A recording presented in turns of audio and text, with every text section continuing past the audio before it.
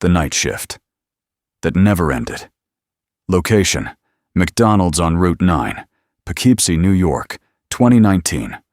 Ryan Kowalski was 22 years old and working the overnight shift at a McDonald's on Route 9 in Poughkeepsie. It was not his dream job. It was a means to an end. Rent money, while he figured out his next step after dropping out of community college. The overnight shift paid $1 more per hour than the day shift, and he preferred the quiet. Between 2 a.m. and 5 a.m., the drive-thru slowed to almost nothing, and he could clean, restock, and get through his tasks in relative peace. He had worked overnights for 7 months without incident.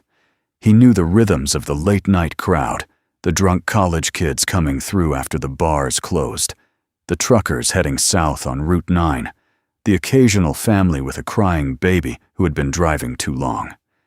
He knew every sound the building made, the hum of the fryers, the rattle of the ice machine, the particular groan of the back door when the wind hit it from the east. He thought he knew everything about that building. He was wrong about that. It started on a Thursday night in early October. Ryan was alone on shift. His coworker Marcus had called out sick, and the manager had decided not to call anyone in for coverage, since the overnight was almost always dead. Ryan was used to being alone. He put on his playlist through the kitchen speaker, did his cleaning rotation, and settled in for a quiet night. At 1:40 a.m., a car pulled through the drive-thru. A woman late 30s, tired looking, ordering a large coffee and an apple pie. Ryan made the order, handed it through the window, and watched her drive away. Standard. At 2:15 a.m., another car came through. Ryan looked at the screen, a number 1 meal, large, no pickles, Sprite. He called out the order into the kitchen and began assembling it. When he turned to the window to take the payment, the car was gone. Not pulling away. Gone. The drive-thru lane was empty in both directions. He walked to the window and looked out. The parking lot was empty. He checked the screen. The order was still showing. He dismissed it as a glitch and cleared the screen. At 3:08 a.m., he heard footsteps, not from outside, from inside the building, from the dining room, which had been locked since midnight when the lobby closed. He stood still in the kitchen and listened. The footsteps were slow and deliberate, moving from the far end of the dining room toward the kitchen door. He grabbed his phone. He stood with his back against the prep counter and watched the kitchen door. The footsteps stopped just on the other side of it.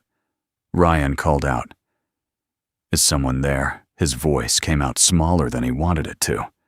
Nothing responded. He stood there for 2 full minutes watching the door. Then he unlocked it from his side and pushed it open hard and fast. The dining room was empty. Every chair was up on the tables the way he had left them. The floor was clean. Every door was locked. He had checked them himself at midnight. The only way in or out of the dining room was through the kitchen or through the front door, which had a padlock on it that he had the only key to. He went back to the kitchen and texted Marcus. "Hey, are you messing with me?" Marcus replied immediately. "I'm sick in bed. What are you talking about?" He did not hear the footsteps again that night. But at 4:55 a.m., 5 minutes before his relief arrived, he was refilling the napkin dispensers at the front counter when he looked up and saw something that made every hair on his body stand up at once. In the dining room, on one of the tables, there was a tray with a wrapper on it, with what looked like the remains of a meal, a cup, a few fries scattered on the tray, a balled-up wrapper. He had cleaned the dining room himself at midnight. He had been in the kitchen or at the drive-thru window for the entire shift. The dining room had been locked. He had the only key. He took a photo of it on his phone. He sent it to Marcus. He stood at the counter and looked at it until his relief walked in at 5 a.m. The relief manager, a woman named Deb, who had worked that location for 11 years, looked at the tray and went quiet. Ryan asked her if she knew what it was. She said she needed to make a call. She went to the back office and closed the door. When she came out, She told Ryan he could go home and she would handle the opening. He asked her what was going on. She was quiet for a moment, and then said, "We've had some things happen on overnight before." Ryan asked what kind of things. She said the kind where we stopped scheduling single-person overnights, about 4 years ago. He asked why they had started again. She didn't answer. Ryan put in his 2-week notice the following day. He still has the photo on his phone. He has shown it to many people over the years. The tray, the cup, the wrapper, the fries, all of it exactly as real as anything he has ever photographed. He has shown it to people who tell him there must be a logical explanation. He agrees with them. He says he would very much like to know what the logical explanation is, because in 5 years of thinking about it, he has not been able to find one. He says the thing that stays with him most is not the tray itself. It is Deb's face when she saw it, because she recognized it. Whatever it was, she had seen it before.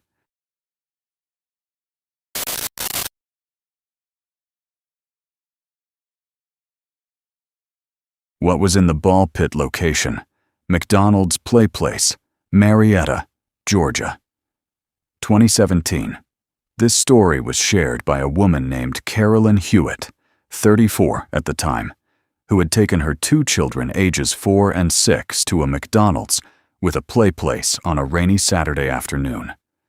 The location was on a busy commercial strip in Marietta, Georgia, a family-friendly restaurant she had been to a dozen times.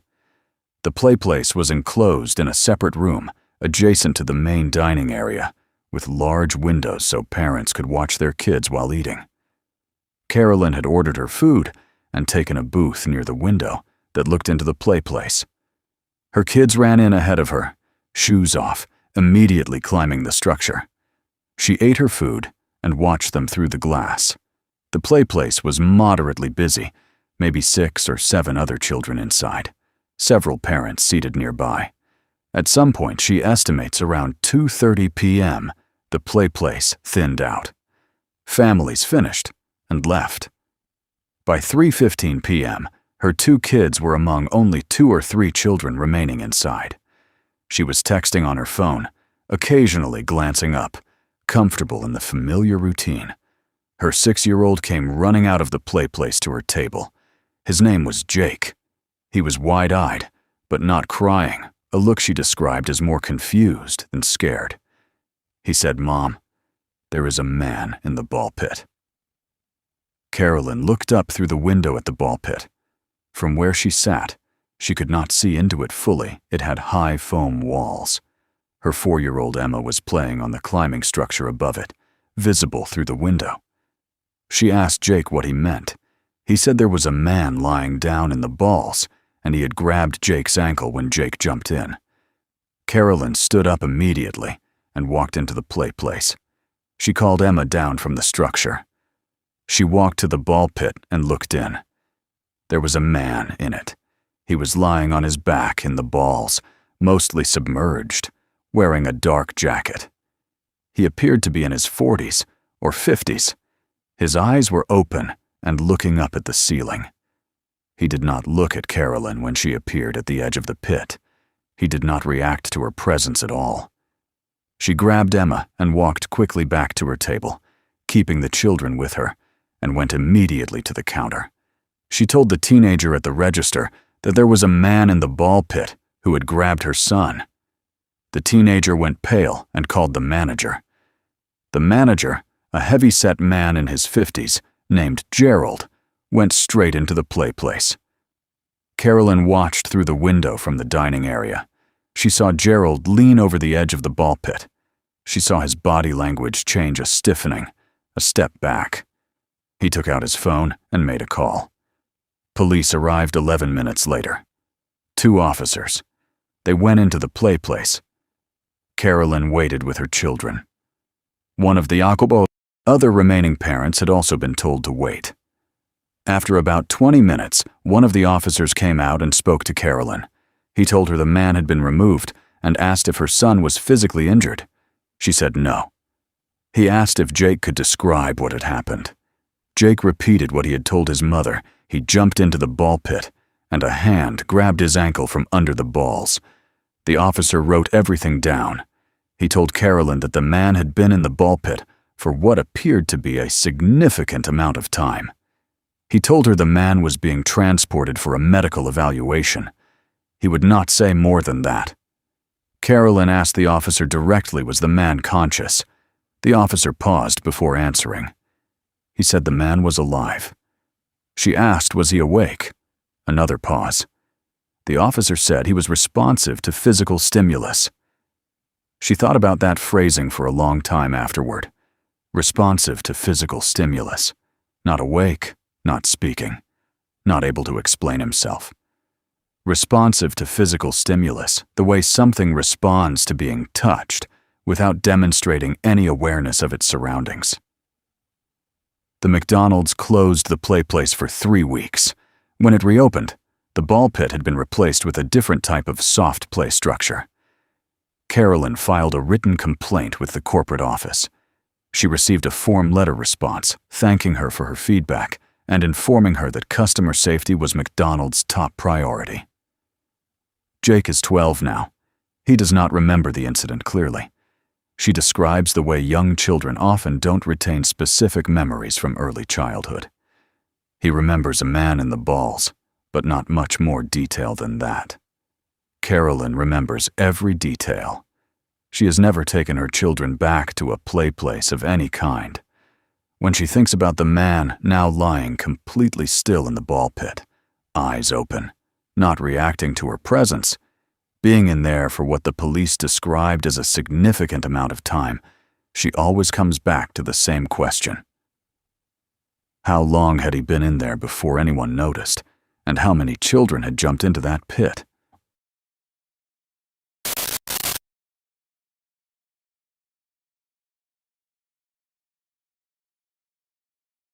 The man who came back.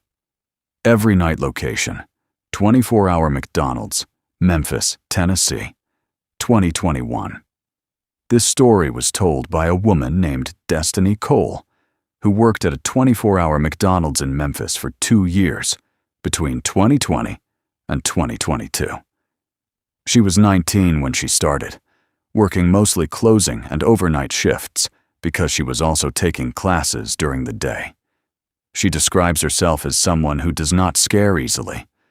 She grew up in a tough part of Memphis, and the overnight shift at a fast food restaurant was not the most frightening place she had ever spent time. But this made her frightened in a specific and lasting way. It started in February 2021. A man began coming in every night between 2 a.m. and 3 a.m. This was not unusual. The 24-hour location got regular late-night customers, and some of them came in consistently. What was unusual about this man was his behavior. He always ordered the same thing, a large black coffee, no food. He always paid with exact change.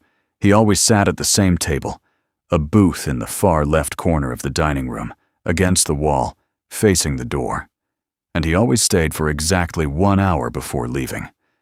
Destiny knew the hour because she started timing at coffee at approximately 2:15, gone by 3:15, every single night without exception.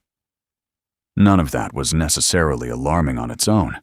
Some people had unusual routines: night shift workers, insomniacs, people with nowhere else to be at 3 a.m.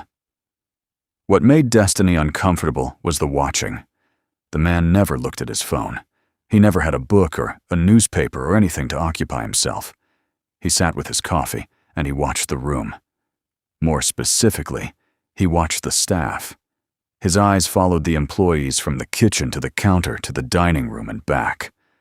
Not in an interested or friendly way, in the way that a person watches something they are studying.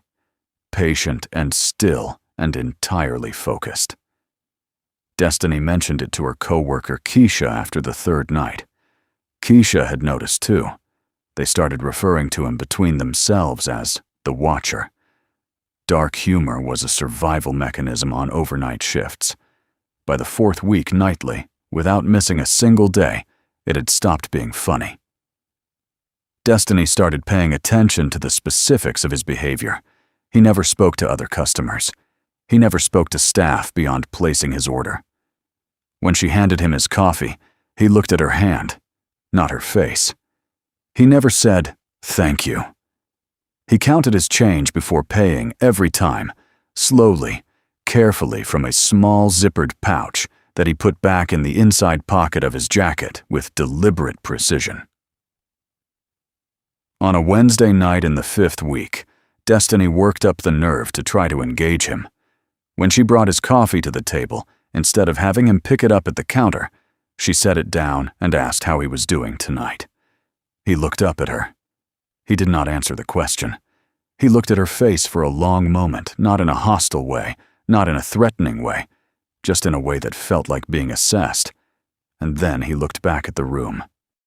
She went back behind the counter and told Keisha that was the last time she was doing that. In the 7th week, something changed.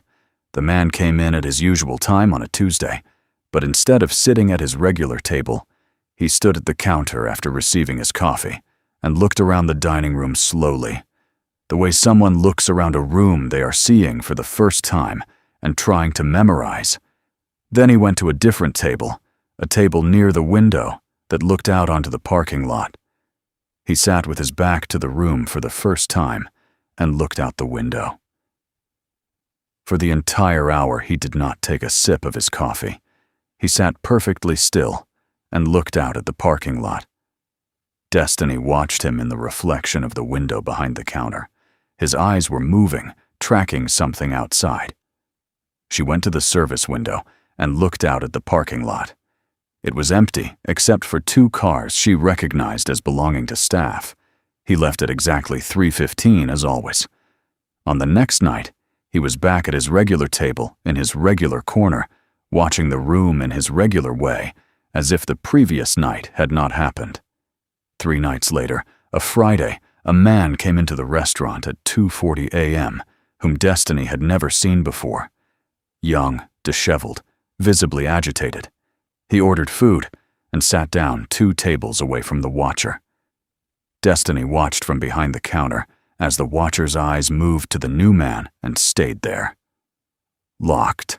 For the next 20 minutes, the watcher did not look at anything else in the restaurant. He watched the young man with the same patient, still, unblinking attention he usually distributed across the whole room, but now focused entirely on one target.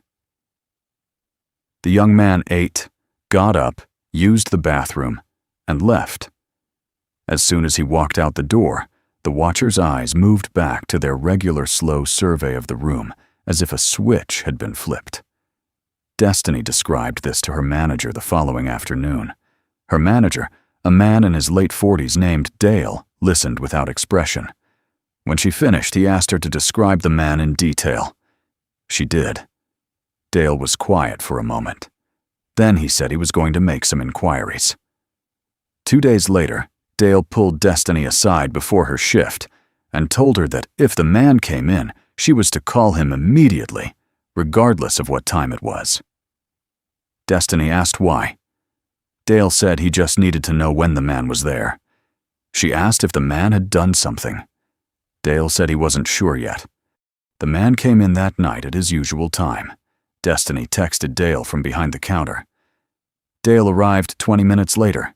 He came in through the back, looked through the service window at the man sitting in his corner, and watched him for several minutes. They approached the car. There was a conversation. The man drove away. He did not come back after that night.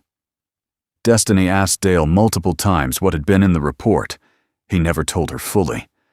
The only thing he ever said once, almost to himself when she asked him for the last time, was that the man had been doing it for a long time at different locations, and that Memphis was not the first city.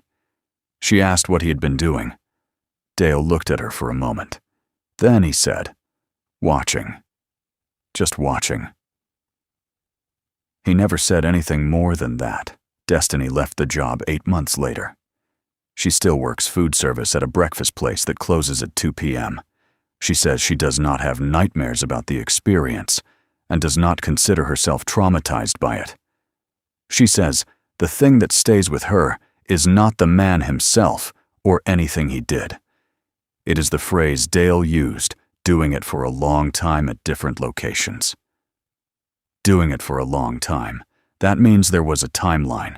That means there were other locations, other restaurants, other overnight staff who noticed him sitting in corners, watching rooms and watching people, and never explaining himself, and leaving exactly on time every single night.